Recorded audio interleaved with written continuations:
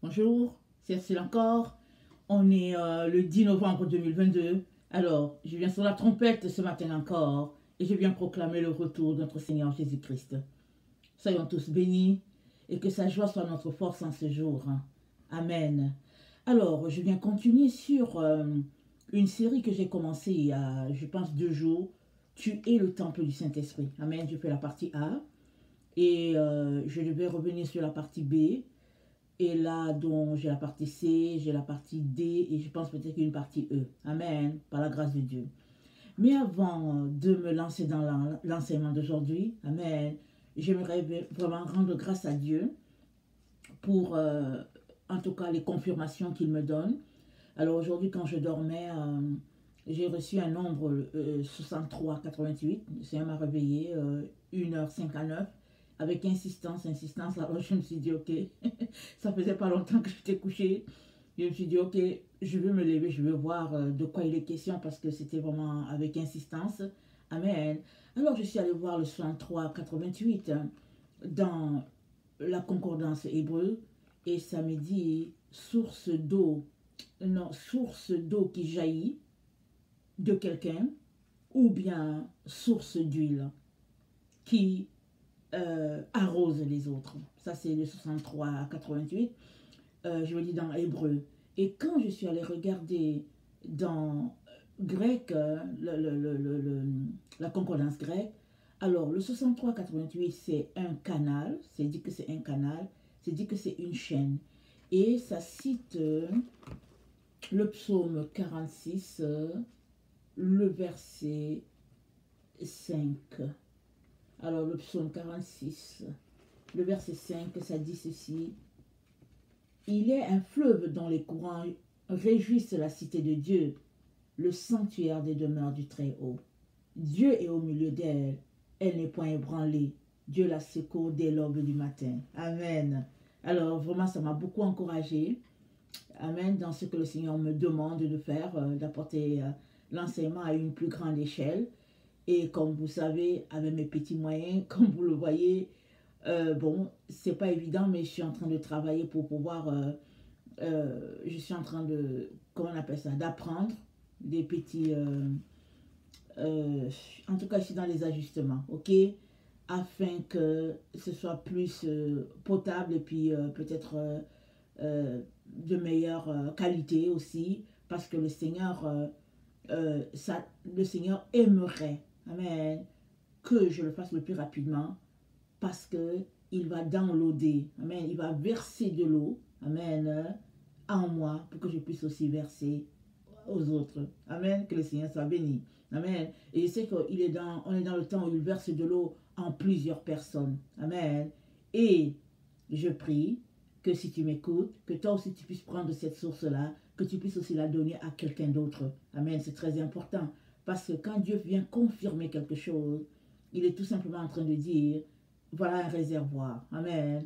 Et je le bénis du fait que il a fait de moi un réservoir, même si je ne me sens pas digne, même si quand je me regarde, je vois que je n'ai pas grand-chose à donner, mais je veux tout simplement vraiment bénir ce Dieu-là.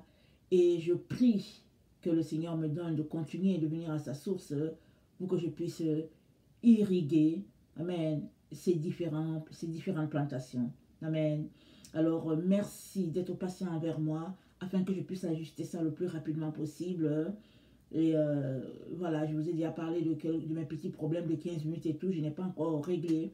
Mais par la grâce de Dieu, je vais pouvoir m'en sortir. Alors, le Seigneur, on n'aimerait pas que je me limite à 15 minutes, comme vous voyez certaines vidéos qui sont passées. Mais il aimerait vraiment que je mette les dispositions pour pouvoir donner de l'eau à son peuple comme lui-même il me le donne. Béni soit son nom. Alors, donc aujourd'hui, on va regarder le fondement des apôtres. Ça, c'est la partie B. Dans ton corps, c'est le temple du Saint-Esprit. Amen. Alors, Dieu nous a déjà dit dans la première vidéo qu'il aimerait habiter au milieu de nous. Et c'est lui qui a décidé que nous serons son temple. Et il a décidé que nous serons son temple. Et nous sommes donc connectés à Dieu. Et il a établi une base depuis le temps de Enoch. Amen. parce qu'Enoch est la première personne qui nous a apporté ses écrits, même si nous avons été privés pendant un certain temps. Et Dieu s'attend à ce que chacun puisse travailler, amen, en lui, pour qu'il soit cette source d'eau-là, amen, pour qu'il soit ce canal-là, pour irriguer les autres. Et dans la première vidéo, j'avais mentionné le fait que une fois que tu as donné ta vie à Jésus-Christ, tu es l'enfant de Dieu. 1, 2, tu as le Saint-Esprit. Parce que c'est par le Saint-Esprit que tu es devenu enfant de Dieu. Amen, ça c'est très important. Maintenant, tu peux travailler de manière à augmenter ta dose du Saint-Esprit jusqu'à être débordé et puis on dit que tu as reçu le baptême du Saint-Esprit. Ça c'est toi qui fais ce travail-là. Ou bien, tu peux ne rien faire et perdre même ce qui était en toi qui a fait que tu es devenu enfant de Dieu. Ou bien, tu restes là, tu consommes de la nourriture, tu prends de l'eau qui est sale, et si bien que ce temple-là, où Dieu habite, est tellement contaminé, tellement sale que Dieu sort de là. Parce que non, le Saint-Esprit ne peut pas demeurer dans un édifice fait de saleté. Tout cela pour dire que toi et moi sommes responsables de ce corps que Dieu nous a donné. Il nous a fait confiance. Amen. Il a mis son esprit en nous. Amen. Il nous a envoyés sur la terre. Nous sommes tous ici sur la terre en mission. Il y en a qui ont trouvé leur mission. Alléluia. D'autres n'ont pas encore trouvé. Gloire à Dieu. Ils sont en train de marcher pour trouver leur mission. Il y a d'autres encore qui se sont égarés. Amen. Mais moi, je viens encourager tout un chacun qui se dit enfant de Dieu d'aller devant le trône pour chercher la raison pour laquelle Dieu t'a envoyé sur la terre. Ne te laisse pas distraire. Ne te laisse pas égarer. Oui, tu t'es égaré. Ça arrive. Ça arrive à tout le monde. Moi, je me suis égaré plusieurs fois. Amen. Il est important que tu reprennes ton chemin. Amen. Très important. Jésus dit qu'il est venu pour les brebis perdues. Il n'est pas venu pour les gens qui se portent bien. Il est très important qu'on le dise. Parce que souvent, on a l'impression qu'on est tellement sale qu'on ne peut pas s'approcher de Dieu. Mais ce n'est pas de ça qu'il est question. Jésus est venu pour les gens qui sont malades, les gens qui sont sales. Parce qu'il veut t'aider à devenir propre. Maintenant, la question elle est celle-ci. Est-ce que tu le veux? Amen. Alors, tu es le temple du Saint-Esprit, le fondement de la doctrine. Amen. On va parler de cela. Et je vais travailler, ou bien je vais travailler. Je vais beaucoup faire référence au document que j'ai écrit qui est en ligne. Amen. Ce document-là que le Seigneur nous recommande tous d'avoir. On bénit le Seigneur pour cela, pour cette grâce qu'il nous a accordée. Amen. À travers mes mains. Amen. Que son nom soit béni. Alors, Éphésiens 2 dit ceci. Je l'ai déjà lu dans la vidéo 1, parlant du tu es le temple du Saint-Esprit. Tu es le temple de Dieu. J'en parle encore là, parce que c'est notre texte de base. Alors, c'est l'apôtre Paul, notre frère bien-aimé, qui dit que, il dit ainsi donc, vous n'êtes plus des étrangers, ni des gens du dehors, mais vous êtes concitoyens des saints, gens de la maison de Dieu. Vous avez été édifiés sur le fondement des apôtres et des prophètes, Jésus-Christ lui-même étant la pierre angulaire. En lui, tout l'édifice bien coordonné s'élève pour être un temple saint dans le Seigneur. En lui, vous êtes aussi édifiés pour être une habitation de Dieu en esprit. Amen. Nous avons été édifiés pour être une habitation de Dieu. Amen. Jésus-Christ a mis le fondement. Amen. Et puis, quand il a racheté Paul, amen, Paul a bien remis là, bien la fondation. Paul s'est assuré que tout était correct. Il est allé dans la fondation pour voir que, ok, ça tient, c'est solide, c'est comme Jésus a fait. C'est pour cela qu'il nous dit avec certitude que nous avons été édifiés sur le fondement des apôtres et des prophètes. Et que Jésus-Christ lui-même, il est la pierre angulaire. Il est ce côté-là, amen, cet angle-là, là où il est placé. Quand tu mets l'équerre là, c'est droit comme ça. Jésus-Christ est là. Et puis, il dit, tout l'édifice bien coordonné, c'est là pour être un temple de Dieu. Donc, si toi et moi, disons que nous appartenons au Seigneur, et que nous ne sommes pas en train de bâtir sur ce fondement-là, amen, nous sommes tout simplement dans l'illusion. Nous avons été trompés. Nous bâtissons un autre bâtiment qui n'existe même pas. on bâtit ses mains. Et on se dit que ouais, je suis chrétien, Jésus m'a sauvé, alors qu'on n'est pas en train de bâtir sur le fondement. Pour que tu puisses être appelé enfant de Dieu, qui marche selon Dieu, il est très important que tu sois en train de bâtir sur le fondement sur lequel ont bâti les apôtres et les prophètes. Amen, ça c'est très important. Ça c'était la base de la première vidéo. Alors, donc, qu'est-ce que les... comment on appelle ça? Qu'est-ce que les prophètes ont apporté? Qu'est-ce qu'ils ont dit? Qu'est-ce qu'ils nous ont dit? Alors, on va regarder beaucoup les Écritures, ok? Parce qu'il est très important que ce soit établi dans notre esprit. Alors, Jésus-Christ nous a parlé de la vérité, n'est-ce pas? On sait que vous connaîtrez la vérité et elle vous rendra libre. C'est Jésus-Christ qui l'a dit. Jésus-Christ lui-même, il est la vérité. Amen. J'en ai longtemps parlé, mais j'en parlerai plus à échelle dans cette nouvelle chaîne. Ok? Jésus-Christ lui-même, il est la vérité.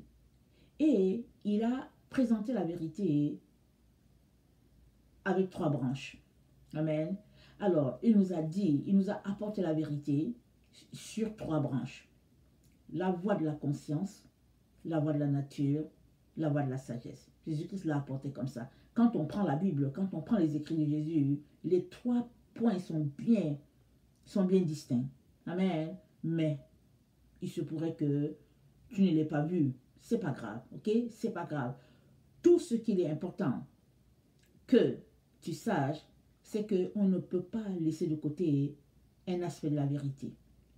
Alors, dans nos églises, si on peut le dire ainsi, vous savez, je suis une enfant d'église, j'ai grandi dans l'église, je suis née, j'ai grandi dans l'église. Et je pense que ça, c'est l'une des raisons pour laquelle le Seigneur m'amène parler à mes frères et mes sœurs de l'église. Je ne viens pas d'ailleurs. Mon grand-père était un pasteur, amen, et mon grand-père, il a appris sur le tas. Il ne savait pas lire, ou bien les gens ont qualifié, non, les gens ont trouvé qu'il n'était pas assez qualifié pour aller à l'école des pasteurs. Finalement, on l'a laissé de côté. Et c'était la grâce de Dieu pour notre famille. Parce que quand on te dit que tu n'es pas apte à aller à une école biblique, alors souvent tu te sens petit, tu te dis, bon, je suis incapable, je n'ai pas le grand moyen. Mais c'était ce que Dieu avait utilisé pour pouvoir enseigner mon grand-père vraiment de côté. Et mon grand-père devait toujours venir lire sa Bible et dépendre de Dieu pour pouvoir aller enseigner le peuple qui était à sa charge. Amen. Donc, on a donc découvert, appris le Dieu redoutable, le Dieu d'amour par mon grand-père qui, au fait, avait déjà été exclu. Alors, donc, on nous a présenté donc Jésus-Christ qui est le Dieu de vérité. Amen, ça c'est vrai. Mais il y a un aspect qui nous a été caché, ou bien qui n'a pas été mentionné dans nos églises, et puis qu'on ne mentionne même pas. Amen, on ne le mentionne pas beaucoup. Alors, il y a 2 aspects qui sont mentionnés. C'est l'aspect de la conscience et l'aspect de la sagesse quand même. Mais l'aspect de la nature n'est pas mentionné. Or, Jésus-Christ a présenté les 3 éléments, c'est dans la Bible. C'est ça que je viens regarder aujourd'hui avec vous. Amen. C'est très important qu'on regarde ça, parce que c'est un fondement. Amen. La vérité, c'est le fondement de la doctrine de Christ. Et je répète, il nous l'a présenté sur 3 voies. Il nous a présenté 3 branches. Amen. 3 façons d'acquérir la vérité. Et ces 3 façons-là devraient être en chacun d'entre nous. Dieu a pourvu ça comme ça. Alors, la voie de la conscience. Proverbe 20, le verset 27. Je vais juste citer ça. Sinon, je vous encourage à aller lire le document. Tirez-le, imprimez-le. Amen. Et puis mettez-le à l'étudier et puis enseigner à partir de là. Amen. Alors, la voie de la conscience, Proverbe 20, le verset 27, ça dit « Le souffle de l'homme est une lampe de l'Éternel. Il pénètre jusqu'au fond des entrailles. » Ça, c'est la voie de la conscience. Dieu nous parle dans les rêves.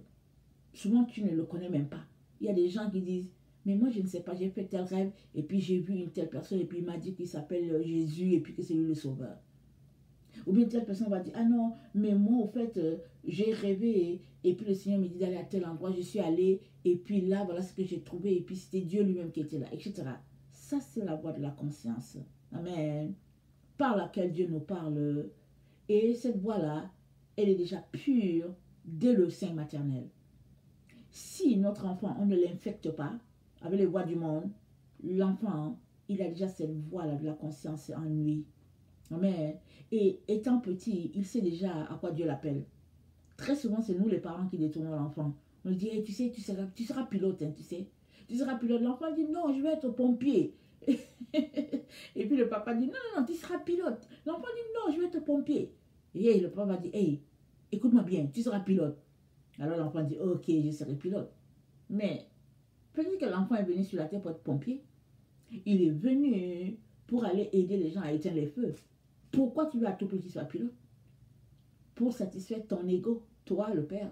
Pour dire aux gens, mon fils est un pilote. Ou bien tu veux qu'il soit pilote parce que tu veux prendre ton avion, aller en Haïti et puis aller au Guatemala comme tu veux. Parce que tu vas entrer dans l'avion et puis partir. Mais l'enfant n'est pas venu pour être pilote. Il te dit simplement de ses 4 ans, il dit, je vais être pompier. Ça, c'est la voix de la conscience. Amen. Alors, on peut l'éteindre si on passe le temps assis devant la télévision, si on passe le temps à mettre nos enfants à écouter les films de Hollywood, pas Hollywood, mais Disney, les Barney, et toutes ces histoires-là, hein, parce que vous savez, c'est étudié. Ces dessins animés là, c'est étudié par les satanistes pour pouvoir détourner l'enfant. Alors on dit à l'enfant, hey, vas-y devant la télévision, va regarder ton émission. Parce que nous, on a la paix. On a la paix en tant que mère. On se dit, ok, vas-y devant ton émission. Mais pendant qu'on fait ça, il y a quelqu'un d'autre qui enseigne l'enfant. L'enfant voit des bandes des dessins animés. Mais la personne qui a conçu, amen, tout le dessin, tout le scénario, s'il n'est pas un enfant de Dieu, alors il est un agent de Satan, en train de détourner l'enfant. Alors, quand mes enfants étaient petits, j'aimais leur mettre les VeggieTales. Mes enfants ont grandi du temps où les VeggieTales ont été créés. Les VeggieTales sont les végétaux. Voilà, les légumes, voilà. Ce sont les légumes qui parlent. Les concombres, les brocolis, des choses comme ça, avec des histoires bibliques.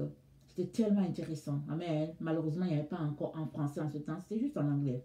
Mais mes enfants, je les ai éduqués à être parfaitement bilingues. Dès qu'ils sont bébés, allez, en tout cas, c'est comme ça. Donc mes enfants, ils parlent bien français comme anglais et puis il n'y a pas de problème de ce côté-là. Mais, voilà ce que je voulais apporter. À un moment donné, on a vu que les végétales avaient changé. On se disait, mais qu'est-ce qui se passe? Pourquoi les végétales ont changé? Il n'y avait plus cette présence divine-là dans les végétales. Et je suis allée faire des recherches et j'ai appris que celui qui avait conçu les végétales avait fait une dépression. Et finalement, étant dans la dépression, les chrétiens l'ont conseillé de vendre son bébé, comme on dit, parce qu'il avait perdu et sa femme et les enfants et tout le monde. Et finalement, les personnes qui l'ont acheté, les personnes lui ont garanti qu'ils allaient continuer de véhiculer l'esprit qu'il avait d'évangéliser les enfants. Hein. Mais hélas, je pense qu'il n'était pas chrétien. Il n'avait pas, en tout cas, cette relation-là, si bien que les végétales, pour satisfaire tout le monde, ou bien ils voulaient avoir plus d'argent, ce qui fait que les végétales avaient perdu leur mission. Si bien que les enfants, ils me disaient, maman, on ne sait pas, mais c'est plus intéressant. Parce que même étant des jeunes adultes, ils aimaient toujours revenir à regarder ces émissions-là, Esther, David, tout ça, parce que c'était des histoires très agréables. Et puis des histoires, l'histoire biblique expliquée par des légumes. Très, très intéressant. Donc, tout cela pour dire que on peut, en tant que parents, contribuer à élever la conscience de nos enfants dans la lumière ou bien à l'éteindre complètement. Alors, je viens intéresser tous les parents à faire très attention à ce que vos enfants regardent. Amen. Il est vrai que de nos jours, tout est pollué, tout est perverti, mais on peut trouver quand même des émissions, amen, qui parlent de la gloire de Dieu et c'est très important. Alors, l'avoir la conscience, Dieu l'a donné à tout un chacun. On peut éteindre cette voie-là aussi par les tablettes, les cellulaires et tout ce que nous regardons en tant qu'adultes. Vous savez que les yeux, c'est la porte de l'âme. Je l'ai assez dit, amen, dans la chaîne, dans Découvrir sa destinée. Il est donc très important que on fasse attention à ce que nous regardons, à ce que nous entendons. Le Seigneur dit quoi? Il dit, comment il dit ça? Il dit, prenez garde à la manière dont vous écoutez. C'est ça qu'il a dit. Il dit, on te mesurera avec la manière dont tu te seras mesuré. Et puis on y ajoutera. Mais il y a un autre verset qui dit, la façon dont tu auras entendu, ça va déterminer la mesure de ce que tu auras. Alors, il y a un lien entre ce qu'on entend et nos agissements. Très, très important. Alors, l'autre élément que j'ai évoqué, qui est dans la Bible, mais on n'en parle pas toujours, c'est la voie de la nature. Alors, la vérité se trouve dans la nature. Elle est partout autour de nous. Amen. Et on vit, on profite des bienfaits de la nature, les légumes, les fruits, le soleil, la pluie, le beau temps, le vent. Et on est là, mais souvent sans le réaliser, on participe aussi avec ceux qui détruisent la terre, on participe avec eux à détruire la terre, sans le réaliser. Or, la terre, qu'est-ce que j'ai enseigné? Amen. Dans mon document, le Seigneur m'a révélé que la terre, c'est elle notre mère. Amen. On a une mère, et c'est la terre. On a un père, c'est Dieu le Créateur. Donc, il nous a apporté cet équilibre-là dans nos vies.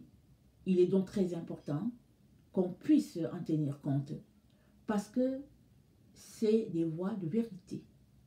Amen. C'est des voies pour la vérité. Or, c'est la vérité qui nous a franchis. Amen. Alors, regardons Zacharie 2.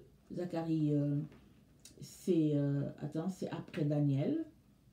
Daniel après Amos. Les Jonas, Michée, et puis Habakkuk, dont Zacharie. C'est là. Zacharie 2 nous présente la nature. Mais si on ne sait pas, on ne va pas forcément s'arrêter là-dessus. Moi, je l'ai su parce que c'est Dieu qui m'a ouvert les yeux. Ok?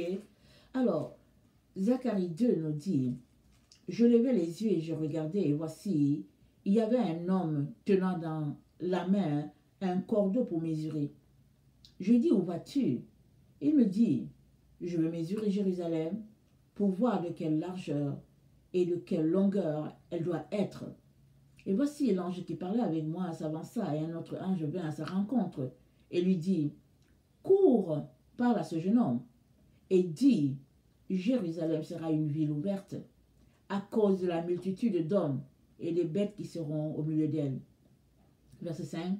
Je serai pour elle, dit l'Éternel, une muraille de feu tout autour, et je serai sa gloire au milieu d'elle. Amen. Donc Dieu nous a déjà dit qu'il vient habiter avec son peuple. Donc il nous dit qu'il sera sa gloire au milieu d'elle. Mais il dit au jeune homme qui s'en va, parce que l'ange lui dit, il dit, Jérusalem sera une ville ouverte. Et le Seigneur, c'est le Seigneur qui m'a révélé ça. Le Seigneur m'a dit, Jérusalem sera une ville ouverte pour dire, Jérusalem, ce sera la nature. Alléluia et Amen. La nature, une nature pure, une nature clean, propre, vraiment écologique, à la gloire de notre Dieu. Aujourd'hui, les gens, ils parlent, ils disent réchauffement climatique, ils font comment on appelle ça là? Ils font des réunions terribles sur la terre où certains sont exclus, mais c'est eux qui détruisent la terre. Ils détruisent la terre et puis ils disent que oui, faisons quelque chose pour garder la terre parce que pour l'améliorer, mais c'est eux qui détruisent. Amen. Mais Dieu nous dit en tant que ses enfants que Jérusalem sera une ville ouverte. Il est en train de dire, Jérusalem, ça sera la nature. Tout autour de nous, ça sera la nature. Ça veut dire quoi? Ça veut dire que toi et moi sommes appelés à prendre soin de la nature, peu importe l'endroit où nous sommes. Amen. Peu importe l'endroit où nous sommes. Quand j'étais petite, mon oncle nous enseignait. Amen. Et puis bon, il faisait son école de dimanche sur nous, comme on dit. Alors il nous ramassait là, on s'asseyait là. On était 5, hein. On s'asseyait, alors il nous parlait, en tout cas il nous prêchait la parole. Et puis il nous avait dit que nous sommes la génération de la fin. Il nous avait déjà dit ça. Il dit que vous êtes la génération de la fin. Il dit, moi je ne sais pas si je serai là, mais vous allez voir Jésus venir. Il nous a dit ça. Mais on était tout petit, j'avais peut-être 8 ans.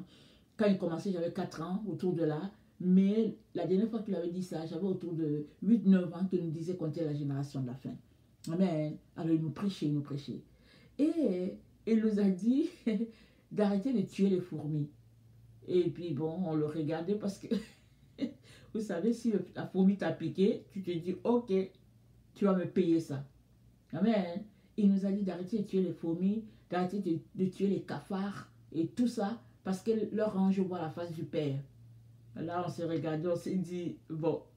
Et c'est dès mon enfance que j'ai appris que chaque être est important devant Dieu. Quelle est la raison pour laquelle je tue le cafard? Quelle est la raison pour laquelle je tue la fourmi? C'est laquelle? Et pourquoi est-ce que je tape le moustique là? Tellement fort là, parce qu'il m'a piqué là. Je tue le moustique. J'ai dit, bon, bien fait pour toi. Mais le moustique, Dieu sait pourquoi il envoie le moustique sur la terre. Donc, j'ai grandi comme ça, en ayant conscience qu'il fallait que je fasse attention. Mais je n'ai pas forcément fait le lien, ok, avec la Bible. Mais ce n'est que là, dans ma recherche de Dieu, que Dieu m'a dit, la nature, vous devez en prendre soin. Il m'a dit, vous ne devez pas tuer les bêtes comme ça. Parce qu'effectivement, ce que tu as reçu comme enseignement, c'est vrai. Maintenant, comment on fait? Quand c'est l'été et puis tu entends une mouche bourdonner dans la maison. Tu entends une mouche bourdonner. La mouche bourdonne et puis tu te dis que non, je ne suis plus capable. Mais c'est quoi? C'est parce que ça fait très longtemps que j'ai quitté l'Afrique, n'est-ce pas? En Afrique, tu m'as dit que tu n'es pas capable d'attendre une mouche bourdonner. Alors, il y a 50 autres qui vont venir. Vous comprenez? Question de dire que on perd le focus sur la réalité. Tellement on est devenu une société, comment on appelle cela, artificielle, que les choses simples là que Dieu a créées, on n'est plus capable de les supporter. Mais Dieu nous dit, la nature, elle est importante, elle a été créée pour Dieu, par Dieu. Pour qui? Pour toi et moi, pour notre bien-être. Alors si on la détruit, normal que finalement, le monde est en péremption. Ok? Alors, l'autre élément qui parle de la nature, c'est Apocalypse 10, le verset 2. Dans le même jour, là que le Seigneur m'a parlé de Zacharie, c'est là aussi qu'il m'a parlé d'Apocalypse 10. Amen. Alors, Apocalypse 10, le verset 2, ça dit ceci. Ça dit, je vis un autre ange puissant qui descendait du ciel, enveloppé d'une nuée. Au-dessus de sa tête était l'arc-en-ciel, et son visage était comme le soleil, et ses pieds comme des colonnes de feu. Il tenait dans sa main un petit livre ouvert. Il posa son pied droit sur la mer et son pied gauche sur la terre. Je m'arrête là. Donc l'ange a en main un livre ouvert. Et le Seigneur m'a dit, le livre ouvert là que l'ange a en main, c'est le même livre là, de Zacharie 2. Il dit c'est le même livre. Est-ce que c'est Zacharie 2 ou Zacharie 4? C'est Zacharie 2, le verset 4. Donc il dit c'est le même livre. C'est la nature. Parce que dans le temps dans lequel nous sommes, amen, les enfants de Dieu, marqués de son sceau, sont appelés à joindre la main, amen, et à se joindre à la pensée de leur Père qui a créé toute cette belle nature-là pour nous, pour ne pas la détruire. On est appelé à se joindre à Dieu, notre Père, une bonne fois pour toutes. Alors, si on n'avait pas pris conscience de cette vérité-là, alors le Seigneur nous informe que c'est très important. Parce qu'il a été dit à Jean d'avaler le livre. Il dit, j'allais vers l'ange, le verset 9, en lui disant de me donner le petit livre. Et il me dit, prends-le, avale-le. Il sera amer à tes entrailles, mais dans ta bouche, il sera doux comme du miel. J'ai pris le petit livre de la main de l'ange, je l'avalai. Il fut dans ma bouche doux comme du miel, mais quand je lui avalai, mes entrailles furent remplies d'amertume. Puis il me dit, il faut que tu prophétises de nouveau sur beaucoup de peuples, des nations, de langues et des rois. Alors, le livre est disponible. Amen. Et on l'a lu dans Zacharie. Jérusalem sera une ville ouverte, Jérusalem sera la nature. Et le Seigneur nous dit la même chose. Jérusalem, ce sera la nature. Jérusalem, elle sera une ville écologique. Une ville où, on l'a lu plusieurs fois, l'agneau dormira dans le même gîte que le lion et il n'y aura pas de problème. Et pour que cela arrive, il faudrait que toi et moi arrêtons de les manger. Il faut que toi et moi, nous retournions à comment Dieu avait conçu les choses et comment Dieu les a conçues. Dans Genèse 1, c'est dit ceci. Genèse 1, le verset 29, il dit, et Dieu dit, voici, je vous donne toute herbe portant de la semence et qui est à la surface de toute la terre, et tout arbre ayant en lui du fruit d'arbre et portant de la semence, ce sera votre nourriture. Et à tout animal de la terre, à tout oiseau du ciel, et à tout ce qui se meut sur la terre, ayant en soi un souffle de vie, je donne toute herbe verte pour nourriture. Et cela fut ainsi. Dieu nous a donné le même type de nourriture aux animaux et à nous. La différence entre les animaux et nous, c'est que nous avons une conscience, amen, portée vers Dieu, nous parlons, amen, il nous a créés avec le libre arbitre, on a une volonté. Alors que tous les autres sont appelés à obéir à Dieu, et puis voilà, c'est tout. Et nous, avec cette conscience-là qu'il nous a donnée, au lieu qu'on fasse comme les autres êtres, on a tout simplement décidé de manger les autres. On a décidé qu'on va finir avec les autres. Et puis finalement, s'ils ne sont pas là, l'écosystème, tout va s'écrouler. Amen.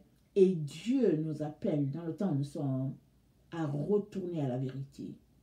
Et la vérité, c'est que toi et moi avons été faits, on appelle ça, intendant de la terre. Il est donc important qu'on applique notre rôle. Amen. Et tous ceux-là qui ne sont pas prêts à se conformer à cela, Dieu va les enlever de la terre. Il va les enlever. Parce que Dieu n'a pas créé la terre pour qu'elle soit détruite et pour que les démons l'habitent. Les aliens et puis les ennemis de Dieu. Non. Il a créé la terre, amen, pour ses enfants. Il a créé cette terre. Il dit quoi? Le ciel, c'est mon trône. La terre, mon marchepied. Et il veut venir nous visiter. Il est donc très important qu'on sache qu'on doit en prendre soin. Espace vert, partout, partout. Amen. Et puis ta bouche sera pure. Parce que tu n'auras plus le sang là dans la bouche là. Écoutez, pour manger, je ne sais pas quelle sorte d'animal là, même si tu le fais cuire, tu ne seras pas responsable de la mort d'un animal. Et dans Ésaïe 66, il faut que je le lise pour que tu saches que tu aies en toi la pensée de Dieu. Amen. Ésaïe 66, voici ce que notre Dieu nous dit. Et il nous dit, ainsi parle l'Éternel, le ciel est mon trône, la terre mon marchepied. Quelle maison pourriez-vous me bâtir? Et quel lieu me donnerez-vous pour demeure? Toutes ces choses, ma main les a faites. Et toutes ont reçu l'existence, dit l'Éternel. Voici sur qui je porterai mes regards, sur celui qui souffre et qui a l'esprit abattu, sur celui qui craint ma parole, celui qui immole un bœuf est comme celui qui tue un homme. Celui qui sacrifie un agneau est comme celui qui romprait la nuque à un chien. Celui qui présente une offrande est comme celui qui répandrait du sang de porc. Celui qui brûle de l'encens est comme celui qui adorerait des idoles. Tout cela se complaisent dans leur voix. Excusez-moi. Tout cela se complaisent dans leur voix. Et leur âme trouve du plaisir dans leur abomination. Moi aussi, je me complairai dans leur infortune. Et je ferai venir sur eux ce qui cause leur effroi. Parce que j'ai appelé et qu'ils n'ont pas répondu. Parce que j'ai parlé et qu'ils n'ont pas écouté. Mais ils ont fait ce qui est mal à mes yeux. Ils ont choisi ce qui me déplaît. Amen. Donc le Seigneur te dit que, en fait, si tu tues ton bœuf là pour manger, il dit ça équivaut. C'est comme si tu as tué une personne. C'est ça que Dieu nous dit. C'est ça sa pensée. Et pour lui, il appelle ça abomination. Mais, en tout cas, moi, j'ai mangé la viande de bœuf. Hein. J'en ai mangé, alors je ne vous cache pas. Parce que moi, je viens d'un peuple berger, comme on peut le dire. Alors, chez moi, il faut avoir un cheptel. Ok, on a les moutons, les bœufs et tout ça et tout. Bon, écoutez, ce n'est pas des choses qu'on n'a pas mangées. Mais quand on commence à s'approcher de Dieu, on est dégoûté pour rien. Écoutez, il fut un temps où finalement, j'étais là, j'ai un dégoût. Pour toutes ces choses, j'ai un dégoût. Je me dis, mais Seigneur, j'étais donc si loin de toi. Si loin. Alors, je sais que quand tu entends quelque chose comme ça, tu peux te paniquer en te disant, mais qu'est-ce qu'on va manger? Ouais. Mais qu'est-ce qui va m'arriver? Mais je vais te dire une chose. Si tu veux faire la volonté de Dieu, Dieu va te donner, il va t'aider. Il va t'aider à laisser ces choses-là petit à petit. Et puis, tu seras tellement bien dans ton âme, dans ta conscience, que tu vas te dire, mais pourquoi même je l'ai mangé? Pourquoi je l'ai mangé? Amen. Ça fait vraiment un certain temps que vraiment, toutes ces choses-là, je ne mange plus ces choses-là. Je suis vraiment juste végétarienne. Je mange les noix. Et même avant, j'aimais bien les œufs. Mais depuis la fin de 2020, là, j'ai dit souvent, j'ai dit, mais les œufs, là, les poules, là. J'ai dit souvent, mais les poules, là, on les a aussi vaccinées ou quoi? Parce que les œufs, ils ont une odeur bizarre, là. Je suis même plus capable de les manger. Alors, j'ai dit, ok, Seigneur, anyway, les noix sont là, les légumes sont là, tout est là, les racines sont là, et puis, qu'est-ce qu'on veut? Amen. Si tu manges juste un bout d'igname, là, tu es rassasié, là, l'igname, là, c'est bon. Alors, c'est quoi qu'on cherche? Dieu a pourvu, amen, pour qu'on ait à manger, mais pour qu'aussi les animaux soient vivants. Et Dieu dit, il dit, je retourne au verset que je t'entends lire tantôt, Ésaïe 66, le verset 4, il dit, moi aussi je me complairai dans leur infortune, et je ferai venir sur eux ce qui cause leur effroi. Parce que j'ai appelé et qu'ils n'ont pas répondu, parce que j'ai parlé et ils n'ont pas écouté, mais ils ont fait ce qui est mal à mes yeux, et ils ont choisi ce qui me déplaît. Si on aime Dieu, on doit choisir ce qui lui plaît. Amen. Que le Seigneur bénisse sa parole. Alors, donc, j'ai juste cité ça. Et dans Ésaïe 65, pour renchérir ce qu'on est en train de dire, que Dieu veut qu'on prenne soin des animaux, de la végétation, des insectes, tout ça là, il veut vraiment qu'on laisse l'écosystème là, vraiment en place là.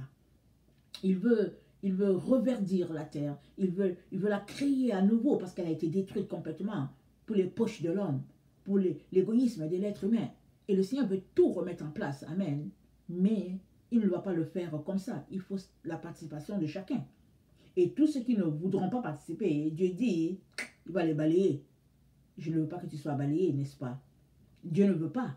C'est pourquoi il nous dit de ranger nos voies. Amen.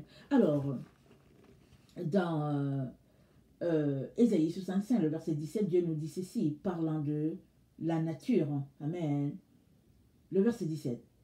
Car je vais créer de nouveaux cieux et une nouvelle terre. On ne se rappellera plus les choses passées. Elles ne reviendront plus à l'esprit. Réjouissez-vous plutôt et soyez à toujours dans l'allégresse, à cause de ce que je vais créer. Car je vais créer Jérusalem pour l'allégresse et son peuple pour la joie. Et je ferai de Jérusalem mon allégresse et de mon peuple ma joie. On n'y entendra plus le bruit des pleurs et le bruit des cris. Il n'y aura plus ni enfants ni vieillards qui n'accomplissent leur jour. Car celui qui mourra à 100 ans sera jeune, et le pécheur âgé de 100 ans sera maudit. Ils bâtiront des maisons et les habiteront. Ils planteront des vignes et en mangeront le fruit. Ils ne bâtiront pas des maisons pour qu'un autre les habite. Ils ne planteront pas des vignes pour qu'un autre mange le fruit. Car les jours de mon peuple seront comme les jours des arbres. Amen. Et mes élus jouiront de l'œuvre de leurs mains. Alléluia. Ils ne travailleront pas en vain.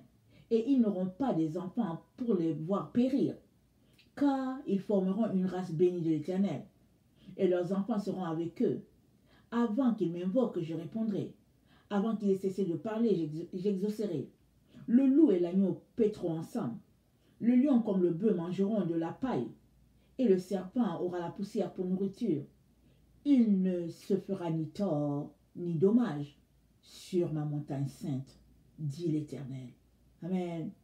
Donc voilà la voie de la nature qui nous a été comme cachée. Et on s'est jeté sur les animaux, sur les poissons et tout et tout et tout. Et Dieu nous dit qu'il est temps qu'on règle ce problème-là dans nos vies. Amen. Ne dis pas, oh, comment je vais faire, je ne peux plus manger la viande, ne dis pas ça. Si tu as toujours ce goût de viande-là, c'est parce que tu n'étais pas informé. Mais si tu vas à Dieu, Dieu va t'aider, il va t'enlever le goût de ces choses-là. Il va t'enlever le goût de ces choses-là. Amen. La troisième voie, amen, sur laquelle a été bâti le fondement de Christ, amen, la voie de la sagesse. Amen. Alors, le fondement de Christ, c'est la vérité. Et j'ai dit que la vérité avait 3 branches. Amen. Sur laquelle Jésus-Christ a établi son Église. Alors, la voie de la sagesse, Job 28, le verset 12, vous savez, si vous m'écoutez souvent, vous savez que j'en parle tout le temps, presque tout le temps, presque tous les jours. Et ici, je ne vais pas m'étendre longtemps, mais je vais juste parler de Job 28 sur la voie de la sagesse. Et ça, les questions que nous avons. Alors, Job 28, le verset 12 nous dit, « Mais la sagesse, où se trouve-t-elle? Où est la demeure de l'intelligence? L'homme n'en connaît point le prix. Elle ne se trouve pas dans la terre des vivants. L'abîme dit, elle n'est point en moi. La mer dit, elle n'est point avec moi. Elle ne se donne pas contre de l'or pur. Elle ne s'achète pas au poids de l'argent. Elle ne se pèse pas contre l'or d'Ophir, ni contre le précieux onyx, ni contre le saphir. Elle ne peut se comparer à l'or ni au verre. Elle ne peut s'échanger pour un vase d'or fin. Le corail et le cristal ne sont rien auprès d'elle. La sagesse vaut plus que les perles. La topaze d'Éthiopie n'est point son égale. Et l'or pur n'entre pas en balance avec elle. D'où vient donc la sagesse? Où est la demeure de l'intelligence? Elle est cachée aux yeux de tout vivant. Elle est cachée aux oiseaux du ciel. Le gouffre et la mort disent, nous en avons entendu parler. C'est Dieu qui en sait le chemin, celui qui en connaît la demeure, car il voit jusqu'aux extrémités de la terre. Il aperçoit tout sur les cieux, quand il régla le poids du vent, et qu'il fixa la mesure des eaux, quand il donnait des lois à la pluie, qu'il traça la route de l'éclair et du tonnerre. Alors, il vit la sagesse et la manifesta. Il en posa le fondement et l'a mis à l'épreuve. Puis, il a dit à l'homme, voici la crainte de l'Éternel. Pardon, voici la crainte du Seigneur. C'est la sagesse. S'éloigner du mal, c'est l'intelligence. Amen. Alors, si toi et moi voulons faire plaisir à ce Dieu-là, nous sommes appelés à nous éloigner de tout ce que Dieu n'aime pas. Parce que si nous ne nous éloignons pas, alors nous sommes en train de pratiquer le mal. Parce que le mal, c'est tout ce qui est contraire à Dieu. C'est tout ce que Dieu n'aime pas, c'est ça qui est le mal. Amen. Alors, donc, ton corps, c'est le temple de Dieu. C'est Dieu qui a établi que ton corps, c'est son temple. Amen. Et il est important qu'on se joigne à sa parole, qu'on soit en accord avec sa parole pour dire, oui, Père, tu as raison, je suis le temple du Saint-Esprit, je veux le nettoyer, je veux me dépouiller à tous les jours, à tout moment. Très, très important. Amen. Et l'autre élément sur lequel le Seigneur Jésus-Christ a fondé sa doctrine, amen, c'est qu'il nous a dit que l'Église a été bâtie sur 2 ailes. L'aile paternelle, l'aile maternelle. Alors, je ne sais pas si tu t'es déjà posé la question à savoir, mais est-ce qu'on a une mère? Parce que quand tu grandis dans l'église, tu sais qu'il n'y a pas de mère là-bas. Il n'y en a pas. Tu entends parler de Dieu, Dieu, Dieu, Dieu, Dieu, Dieu, Dieu, Dieu. Et à Noël, tu entends parler un peu de comment Jésus-Christ est né de la Vierge. Et après, c'est fini. Mais si nous avons été créés à l'image de Dieu, il faudrait bien se poser la question pour dire, mais attends, mais c'est qui est notre maman alors? Si Dieu c'est notre Père, mais où est la mère? Et ici, nous sommes devant cette vérité-là que le Seigneur nous enseigne en nous disant que l'Église a 2 ailes. L'aile paternelle, l'aile maternelle. Amen. Alors, l'aile maternelle, on a appris que la mère, notre mère, c'est la terre, puisque nous avons été tirés de la terre.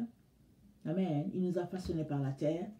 Alors, la mère terrestre, elle a 7 anges à son service. Elle a l'ange du soleil, elle a l'ange de l'eau, l'ange de la terre, l'ange de l'air, l'ange de la vie, l'ange de la joie et la mère terrestre. Et le Père céleste, il a 7 anges aussi à son service. Alors, c'est l'ange de la puissance, l'ange de l'amour, l'ange de la sagesse, l'ange du travail, l'ange de la vie éternelle, l'ange de la paix et le Père céleste. Amen.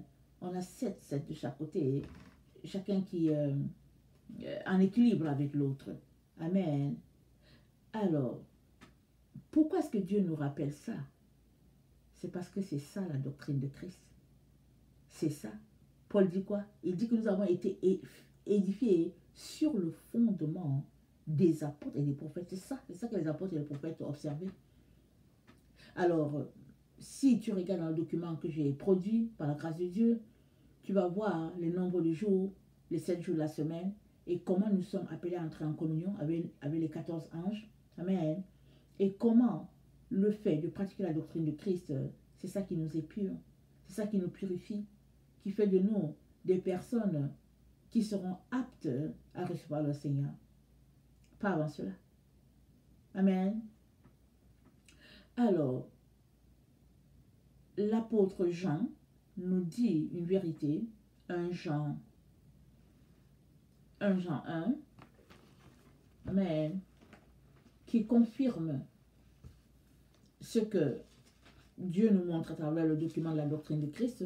Alors Jean 1, le verset 1, Jean nous dit ce qui était dès le commencement, ce que nous avons entendu, ce que nous avons vu de nos yeux, ce que nous avons contemplé et que nos mains ont touché concernant la parole de vie, car la vie a été manifestée, et nous l'avons vue, et nous lui rendons témoignage, et nous annonçons la vie éternelle qui était auprès de Dieu et qui nous a été manifestée. Ce que nous avons vu et entendu, nous vous l'annonçons à vous aussi, afin que vous aussi vous soyez en communion avec nous. Or, notre communion est avec le Père et avec le Fils, Jésus-Christ. Et nous écrivons ces choses afin que notre joie soit parfaite.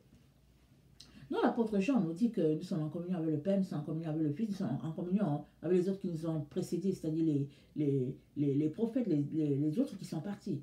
Jean n'était pas encore mort, il était encore sur la terre et il explique que tout ce qu'il fait là, c'est pour que la génération qui était là, de son temps, jusqu'à notre génération, que nous puissions être en communion. Amen. Avec le Père, le Fils et puis ceux qui nous ont précédés, comme Dieu l'a établi. Amen. L'autre élément qui prouve la nécessité de la doctrine, amen, nous lisons dans 1 Jean 1, le verset 6, ça dit ceci: si nous disons que nous sommes en communion avec lui et que nous marchons dans les ténèbres, nous nous mentons et nous ne pratiquons pas la vérité. Mais si nous marchons dans la lumière, parce que il est lui-même dans la lumière, nous sommes mutuellement en communion et le sang de Jésus-Christ nous purifie de tout péché. Et nous disons que, pardon, et nous purifie de tout péché. Je vais sauter, excusez-moi. Le verset, attendez. Nous purifie de tout péché. Le verset 6 dit, celui qui dit qu'il demeure en lui doit marcher aussi comme il a marché lui-même. Ça, c'est 1 Jean 2. Okay? Celui qui dit qu'il demeure en lui doit marcher aussi comme il a marché lui-même. Bien-aimé, ce n'est pas un commandement nouveau que je vous annonce, que je vous écris, mais un commandement ancien que vous avez eu dès le commencement. Ce commandement ancien, c'est la parole que vous avez entendue. Toutefois, c'est un commandement nouveau que je vous écris. Ce qui est vrai en lui et en vous, car les ténèbres se dissipent et la lumière véritable paraît déjà. Amen. Alors, l'apôtre Jean nous encourage à être en communion avec les autres. Et la seule manière pour nous d'être en communion avec tous ceux qui habitent l'édifice, amen, tous ceux qui ont construit l'édifice, la seule manière d'être en communion avec eux, c'est d'être en train de pratiquer ce qu'ils ont pratiqué. En ce sens-là que quand on va se revoir, quand on va se retrouver, on va tous chanter la même chanson. Voilà ce qu'il dit. Apocalypse 14. Ils chantent tous la même chanson. Pourquoi? Ils l'ont appris sur la terre. Ils sont le groupe de ceux qui ont décidé d'apprendre cette chanson-là. Et c'est quoi la chanson? Parce que c'est dit, je regardais, voici l'agneau se tenait sur la montagne de Sion, Apocalypse 14, avec lui 144 000 personnes qui avaient son nom et le nom de son père écrit sur leur front. J'entendis du ciel une voix comme un bruit de grosses eaux, comme le bruit d'un grand tonnerre. Et la voix que j'entendis était comme celles de joueurs de harpe jouant de leur harpe, et ils chantent un cantique nouveau devant le trône et devant les 4 êtres vivants et les vieillards, et personne ne pouvait apprendre ce cantique, ce n'est les 144 000 qui avaient été rachetés de la terre. Donc ils chantent un cantique. Amen. Les autres ne pouvaient pas, mais eux ils chantaient. Qu'est-ce qu'ils chantent? Ils chantent le fait qu'ils sont retournés à la pratique de la doctrine. C'est ça que ça veut dire. Amen. Alors, je regarde encore. Et puis l'autre troisième élément sur lequel le Seigneur nous dit, pour lequel Jésus-Christ nous dit que nous sommes le corps de Christ, c'est qu'il a fondé sa doctrine en Sion. Il n'a pas fondé en Babylone. Il n'a pas fondé à Rome. Non. Même si Pierre est allé évangéliser Rome et qu'il est mort à Rome, amen, parce que c'est Pierre qui a établi l'église catholique, là, c'est Pierre qui l'a établi. Ils ont changé les choses, ils ont mis la franc-maçonnerie dedans, hein. Mais dans les pratiques de culte et tout, c'est Pierre qui a appris. Et Pierre, il tient ça d'où? Jésus-Christ leur a appris. Eux-mêmes, ils tiennent ça d'où? C'est Moïse qui a appris. Et Moïse, il tient ça d'où? C'est Dieu qui a montré à Moïse. Et puis Moïse a montré à Aaron. Vous savez, c'est très important. Faisons très attention à comment on insulte l'église catholique. Parce que la base là-bas, Dieu est là-bas dans la base. Les prêtres se sont égarés. C'est arrivé. Les pasteurs aussi se sont égarés. Ça arrive, les gens qui sont égarés. Mais le fondement, on ne peut pas toucher ça.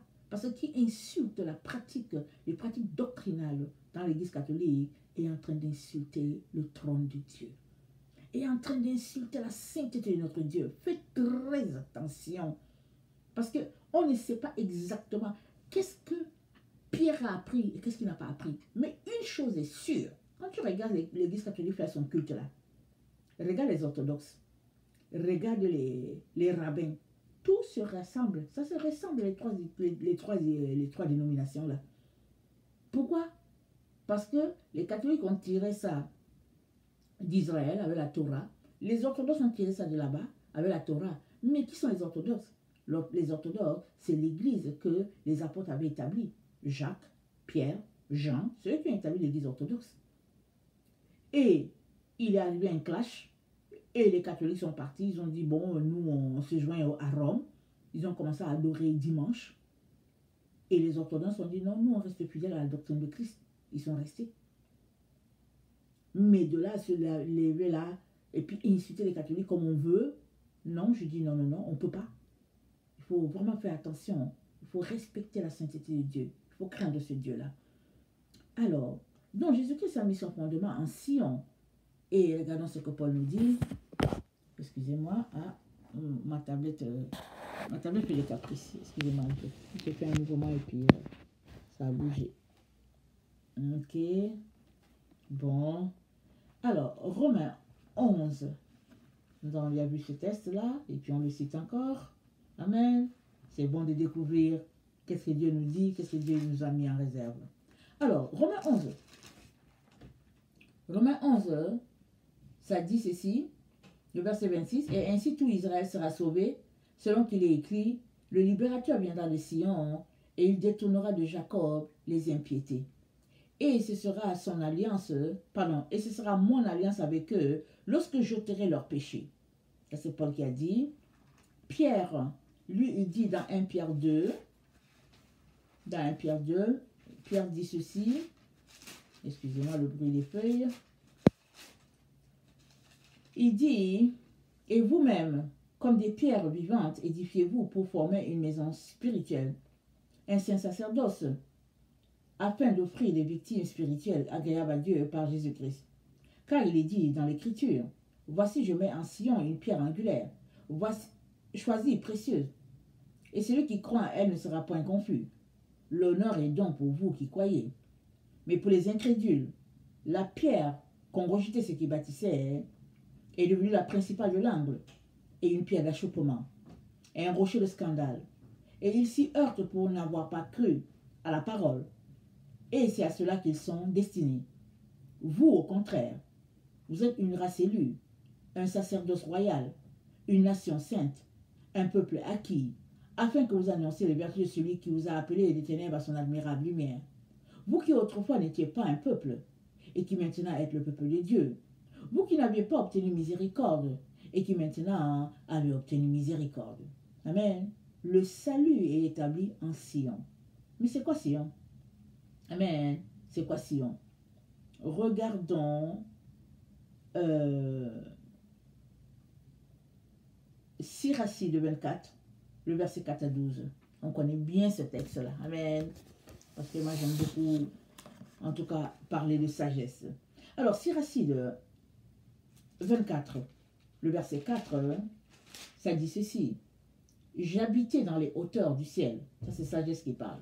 J'habitais dans les hauteurs du ciel et mon trône reposait sur la colonne de nuée. Le cercle du ciel, je l'ai parcouru moi seul et j'ai marché dans les profondeurs des abîmes, sur les vagues de la mer et sur la terre entière. Sur tous les peuples et toutes les nations s'étendait mon pouvoir. Parmi eux tous, j'ai cherché où reposer. En quel territoire pouvais-je m'installer? Alors le Créateur de toutes choses m'a donné un ordre. Celui qui m'a créé a fixé ma demeure. Il m'a dit, en Jacob établis ta demeure. En Israël reçois ton patrimoine. Avant que le temps ne commence, il m'a créé. Et pour des siècles, je ne cesserai pas d'exister. Dans la demeure sainte, j'ai officié en sa présence. Et c'est ainsi qu'en Sion, je me suis fixé. Dans la ville bien-aimée, il m'a aussi fait reposer. Et dans Jérusalem, j'exerce mon empire. Je me suis enraciné dans un peuple illustre. Dans la portion du Seigneur se trouve mon patrimoine. Amen. Ça, c'est sagesse. Et puis, c'est Sion. Amen. Sagesse est établie en Sion. Amen. Elle s'est établie en Sion. Elle a reçu l'ordre de Dieu. Dieu a dit, c'est là que tu descends. Ça veut dire quoi? Ça veut dire que si le Dieu d'Israël est ton Dieu, alors Dieu t'a donné sagesse. Alléluia. Très important. Mais si tu marches selon le Dieu de Babylone, le Dieu de Rome là, je vais te dire, il n'y aura rien, tu n'auras pas, tu vas perdre ta gloire. La gloire, elle est en Israël parce que la sagesse est établie en Israël. Et qui est la sagesse? Amen. Lisons Proverbe 8 et je vais finir avec ça pour nous reprendre dans une autre vidéo. Que le Seigneur bénisse sa parole. Alors, Proverbe 8 nous dit ceci, je ne vais pas tout lire. Je vous encourage à lire, c'est tellement agréable de lire les proverbes, les psaumes. Ah, moi j'aime ça. J'aime lire les proverbes et les psaumes. Amen. C'est tellement intéressant. Tellement, tellement. Quand j'étais dans mes maternités, j'ai passé des mois, des années, je n'étais pas capable de lire la Bible. Parce que j'avais trop de frustration. Ok, vous comprenez? Mais tous les jours, je lisais les psaumes et les proverbes. Je les lisais. Ça me faisait du bien. Ça me faisait du bien. Mais finalement, j'ai su que, oh, Dieu avait beaucoup bâti en moi, dans ce temps où je pensais que je n'avais rien à donner, dans ce temps où je passais mon temps à pleurer. Je ne savais pas, mais je lisais mes psaumes et je lisais mes proverbes. Et ça m'a élevé. Ça a élevé mon esprit. Amen. Ça a ouvert, ça m'a éveillé. Amen. À tout ce qui se passe. Alors, tout cela, c'est pour te dire, lis tes psaumes, lis tes proverbes. Tous les jours, lis au moins un de chaque avant de dormir. Tu vas voir ce qui va t'arriver. Les rêves, les visions, Dieu va t'en donner en masse. Alors, c'était une parenthèse. Alors, Proverbe 8, je lis au verset 22. L'Éternel m'a créé la première de ses œuvres. Avant ses œuvres les plus anciennes, j'ai été établi depuis l'éternité. Dès le commencement, avant l'origine de la terre. Je fus enfanté quand il n'y avait point d'abîme, point de source chargée d'eau. Avant que les montagnes soient affermies, avant que les collines existent, je fus enfanté. Il n'avait encore fait ni la terre, ni les campagnes, ni le premier atome de la poussière du monde. Lorsqu'il disposa les cieux, j'étais là. Lorsqu'il traça un cercle à la surface de l'abîme, lorsqu'il fixa les nuages d'en haut, et que les sources de l'abîme jaillirent avec force, lorsqu'il donna une limite à la mer, pour que les eaux n'en franchissent pas les bords, lorsqu'il posa le fondement de la terre, j'étais à l'œuvre auprès de lui. Je faisais tous les jours ses délices, jouant sans cesse en sa présence, jouant sur le cercle de la terre, et trouvant mon bonheur parmi les fils de l'homme. Et maintenant, mes fils, écoutez-moi, et heureux ceux qui observent mes voies. Écoutez l'instruction pour devenir sage. Ne la rejetez pas. Heureux l'homme qui m'écoute, qui veille chaque jour à mes portes et qui en garde les poteaux. Car ceux qui me trouvent, car celui qui me trouve a trouvé la vie et il obtient la faveur de l'Éternel. Mais celui qui pêche contre moi nuit à son âme. Tous ceux qui me haïssent aiment la mort. Amen. Parole du Seigneur. Donc, je m'arrête là pour aujourd'hui, pour ton corps et le temple du Saint-Esprit. Et c'est le fondement, amen, des apôtres. Amen. Ça, c'est la deuxième partie, la partie B. Et on va voir la partie C dans une autre vidéo et la partie D aussi. Alors, que le Seigneur bénisse sa parole. Soyez fortifiés, je vous aime beaucoup. Et Dieu davantage. Maranatha, Jésus revient. Amen et Alléluia.